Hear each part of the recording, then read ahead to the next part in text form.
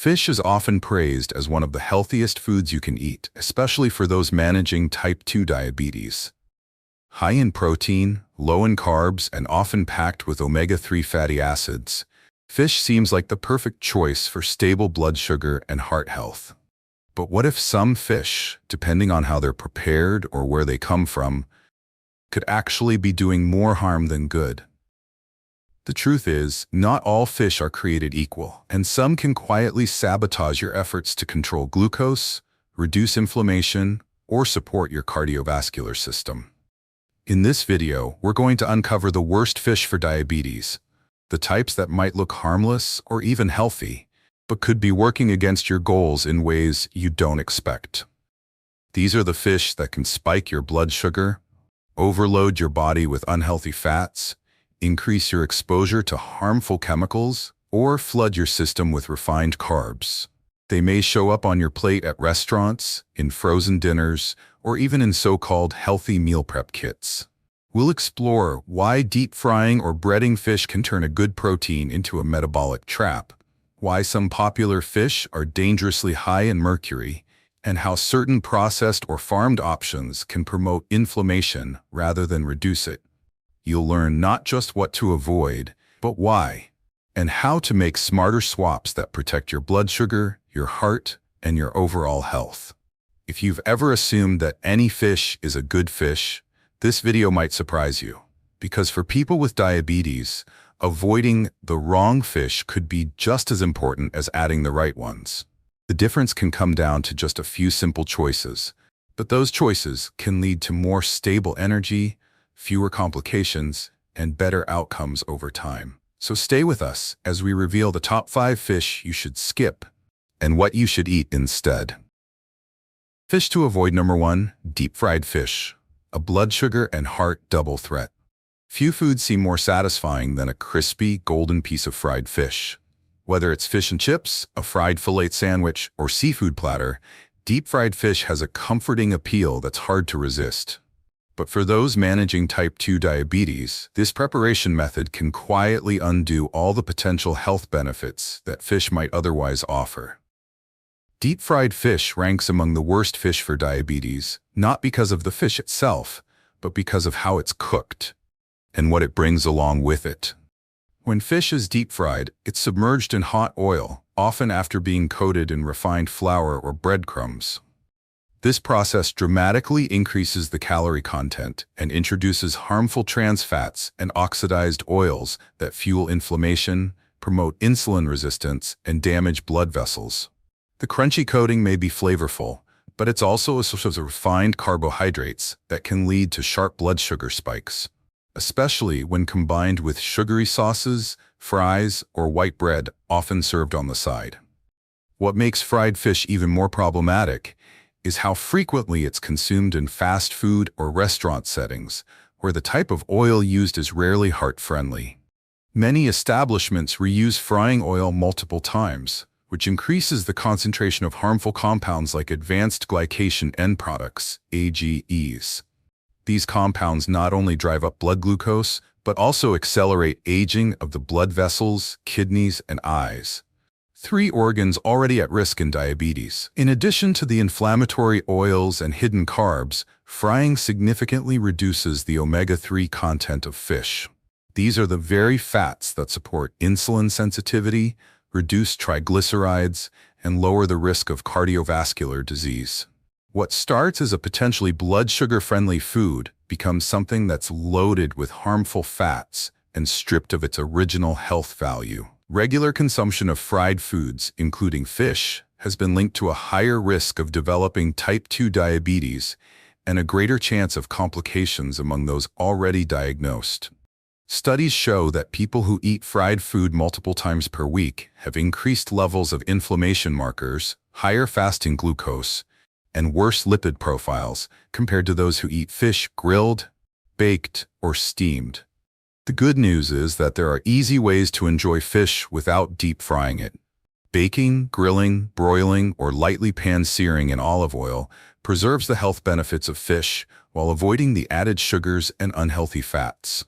Choosing whole, unbreaded fish fillets and seasoning them with herbs, spices, or citrus can create a flavorful meal without the metabolic backlash. For diabetes patients, deep-fried fish is one of the most deceptive traps. It looks familiar and satisfying, but underneath the surface, it's working against your blood sugar, your heart, and your long-term health. Among the worst fish for diabetes, it isn't about the species of fish. It's about the method of preparation. And that's a choice you can control. Fish to avoid. Number 2. Breaded or battered fish. Hidden carbs, hidden harm. Breaded or battered fish might seem like a healthier choice compared to deep-fried fast food, but for people managing type 2 diabetes, this seemingly harmless preparation can carry serious metabolic consequences. What often appears as a crunchy, golden exterior is actually a coating of refined flour, starches, and sometimes even sugars, ingredients that can spike blood sugar quickly and disrupt glucose stability. That's why breaded or battered fish stands out as one of the worst fish for diabetes, not because of the fish itself, but because of what's added to it. When you consume fish coated in breadcrumbs or batter, you're not just getting protein, you're consuming a significant dose of refined carbohydrates.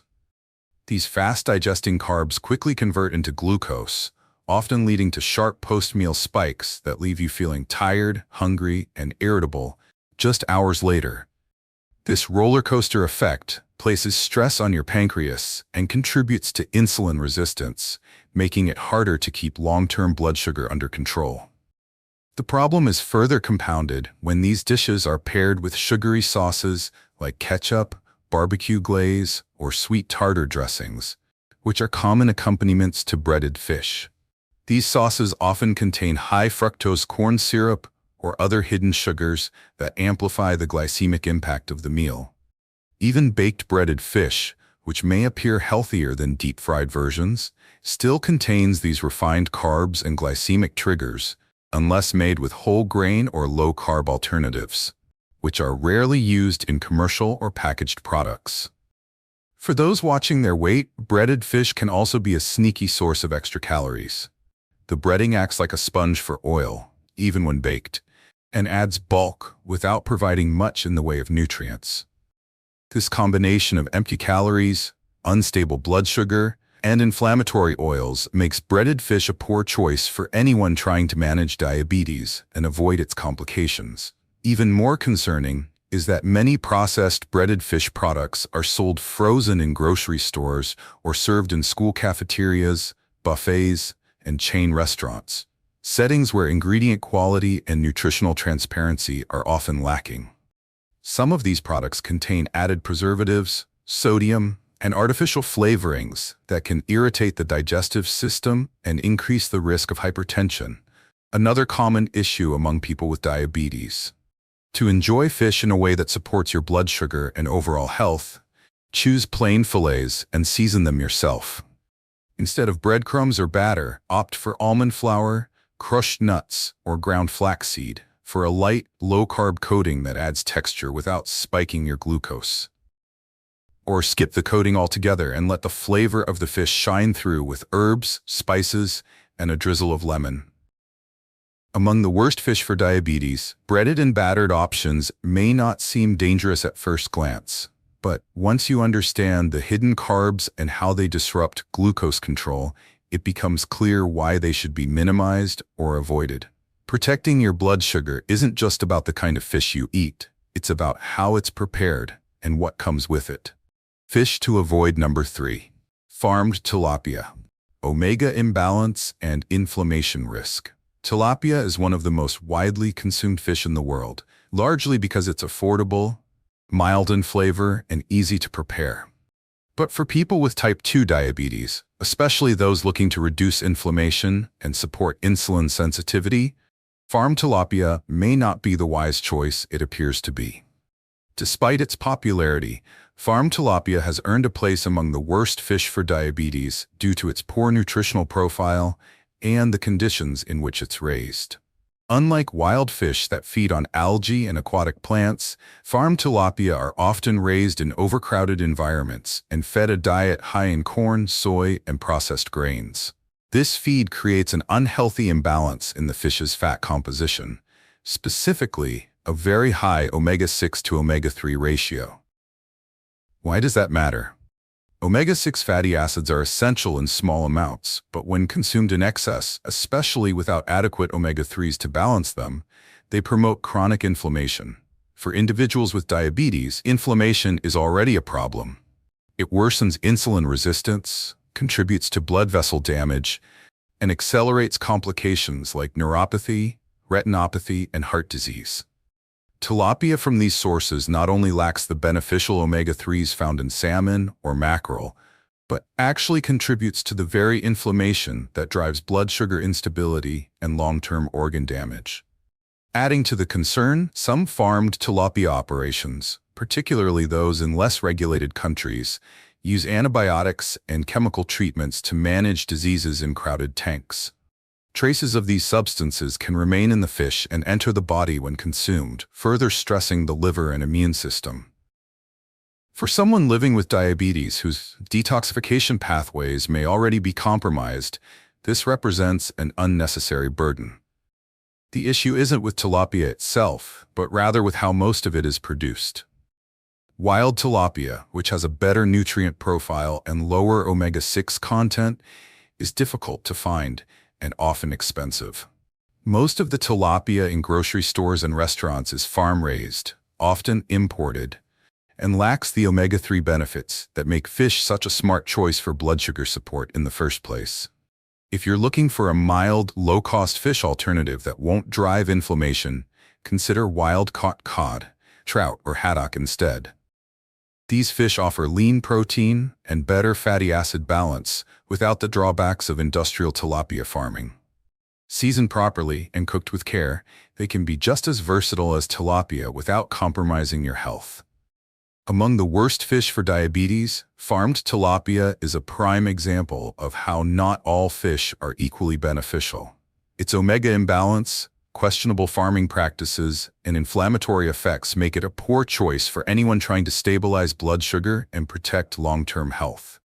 If you're going to include fish in your diet, which you should, make sure it's a type that truly supports your goals, not one that quietly undermines them. Fish to avoid. Number 4. Fish high in mercury. Invisible damage over time. Mercury isn't something you can see, taste, or smell, but it can quietly damage your health in ways that accumulate over time, especially for people managing type 2 diabetes. Found in certain large predatory fish, mercury is a toxic heavy metal that can interfere with the nervous system, impair cognitive function, and disrupt key metabolic pathways. That's why fish high in mercury deserve a spot among the worst fish for diabetes, not because they're lacking nutrients, but because the toxins they contain can quietly undermine your efforts to control blood sugar and protect long-term health. The danger with mercury lies in its ability to accumulate in the body over time, particularly in tissues like the brain, liver, and kidneys. For individuals with diabetes who are already at higher risk of kidney disease, cognitive decline, and nerve damage, even low-level exposure to mercury from regular fish consumption can compound existing vulnerabilities. Mercury also interferes with the body's antioxidant defenses and contributes to oxidative stress, one of the key mechanisms that drives insulin resistance and cellular aging. In other words, mercury doesn't just harm the brain, it can make your diabetes harder to manage on a cellular level. The fish highest in mercury are typically large, long-lived predators such as king mackerel, shark, swordfish, tilefish, and some varieties of tuna, especially albacore and bigeye. These fish accumulate mercury by eating smaller fish that have already absorbed it from the environment. The higher up the food chain they are, the more mercury they tend to contain. While occasional consumption might not be harmful for most people, for those managing diabetes, consistent exposure to mercury-laden fish can quietly erode metabolic health and increase the risk of complications without any immediate warning signs. Unfortunately, many of these high-mercury fish are marketed as luxury seafood choices, often found in sushi, steaks, or grilled entrees at restaurants. Without knowing the specific species, it's easy to assume that all fish are created equal. but in terms of toxic load, they're not. Even canned tuna, a staple in many homes, can vary widely in mercury content depending on the type. Light tuna tends to be safer than albacore, but it's still important to limit servings to avoid unnecessary accumulation. The good news is that there are plenty of fish that are both nutritious and low in mercury, such as salmon, sardines, herring, anchovies, trout, and cod. These options provide beneficial omega-3s and lean protein without the toxic burden. Choosing these lower mercury fish more often can help support brain health, nerve protection, and more stable glucose metabolism. When it comes to the worst fish for diabetes, the issue isn't always what's visible. It's what you can't see. Mercury doesn't spike blood sugar, but it compromises the systems that help keep glucose in balance. It disrupts hormones, weakens organs, and increases oxidative stress at a time when your body needs resilience. Avoiding high mercury fish is a small step with a big payoff. Greater protection, better performance, and less risk of long-term damage. Fish to avoid. Number 5. Fish in sugary sauces, sweet glaze, sharp spike. At first glance, fish covered in a glossy glaze or served in a flavorful sauce might seem like a healthy meal. After all, it's still fish, right?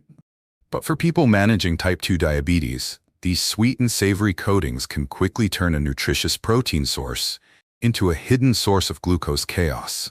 Fish cooked in sugary sauces, like teriyaki glazed salmon, barbecue-basted tilapia, or Asian-style sweet chili fish, are among the worst fish for diabetes, not because of the fish itself, but because of what's poured over it.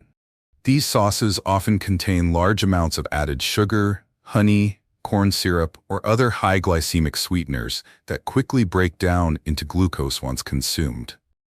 The result is a sharp spike in blood sugar that can last for hours and contribute to insulin resistance over time. What's particularly misleading is that many of these dishes are presented as health-conscious or balanced meals, but the sauce alone can contain more sugar than a candy bar, and it's rarely accounted for when calculating carbs. The danger doesn't stop at sugar. Many sugary glazes are also high in sodium, artificial flavorings, and thickening agents like cornstarch or flour, additional carbohydrates that sneak into your meal under the radar. This combination of refined carbs, sodium, and artificial ingredients puts added pressure on your pancreas, kidneys, and blood vessels, all of which are already under strain in someone living with diabetes. Even at-home cooking isn't immune to this trap. Store-bought marinades and pre-flavored fish fillets often contain hidden sugars, even when the product is labeled as low-fat or natural. Without reading the ingredient list carefully, it's easy to assume you're making a healthy choice while unknowingly sabotaging your glucose control. For those eating out, glazed fish entrees are common in Asian fusion, barbecue, and seafood chain restaurants. These dishes may appear light and fresh, but the sauces often mask the glycemic impact. Pair them with white rice, bread, or sweetened beverages, and you've created a perfect storm for a post-meal blood sugar spike that can leave you fatigued, bloated, or worse, trapped in a cycle of cravings and crashes. The best way to avoid this issue is to stick with simply prepared fish and add flavor with herbs, citrus, garlic, vinegar, or low-sugar spice blends. If you love bold flavors, try marinating your fish in olive oil, mustard, tamari, or lemon juice with spices like paprika, cumin, or rosemary. You'll still enjoy depth and richness, but without the glucose spike and inflammatory response. Among the worst fish for diabetes, those swimming in sugary sauces deserve special attention. They disguise themselves as healthy meals, but carry consequences that can quietly chip away at your progress. By being aware of what's hiding in that sweet glaze, you give yourself the power to make smarter, cleaner choices, ones that support stable energy, fewer complications, and a stronger path to long-term health. By now, it's clear that not all fish are created equal, especially when you're managing type 2 diabetes. While fish can be a powerful ally in controlling blood sugar and supporting heart health, choosing the wrong types or preparing them the wrong way can quietly work against your progress. From deep-fried fillets drenched in oil to breaded cuts hiding refined carbs, And from mercury-heavy species to sweet entrees loaded with hidden sugars, the 5 examples we've covered today represent some of the worst fish for diabetes. They may be popular, convenient, or even disguised as healthy, but beneath the surface, they contribute to inflammation, insulin resistance, blood sugar spikes, and long-term complications. The good news is that simply avoiding these high-risk options can make a major difference in your metabolic health, without requiring a complete dietary overhaul. Instead of focusing only on what to cut out, this knowledge gives you the power to replace harmful choices with nutrient-dense alternatives that truly support your goals. Whether that means switching from fried fish to grilled salmon, choosing wild-caught over farmed options, or skipping sugary sauces in favor of fresh herbs and spices, small changes can lead to better glucose control, more stable energy, and less stress on your organs.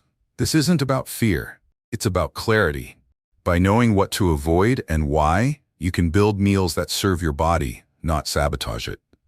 You can eat with more confidence, shop with more intention, and walk away from meals feeling stronger, more balanced, and more in control. And that kind of confidence makes every bite count toward a better future. At Active Healthcare, we're here to help you cut through the confusion and find simple, evidence-based strategies that work. If this video gave you new insights or helped you rethink your food choices, we invite you to subscribe to our channel. Each week, we share clear, practical content designed for people managing diabetes and seeking natural, sustainable ways to thrive. And if you've had your own experience with fish and blood sugar, good or bad, we'd love to hear it. Drop a comment below and share what you've learned or what you're planning to try next. Your story could be the insight someone else needs to take their next step toward better health. Remember, managing diabetes isn't just about restriction. It's about making smarter, more informed choices. And sometimes, the easiest fix isn't adding more. It's simply avoiding what does the most harm. So steer clear of the worst fish for diabetes and give your body the clean fuel it needs to heal, stabilize, and thrive. One smart bite at a time.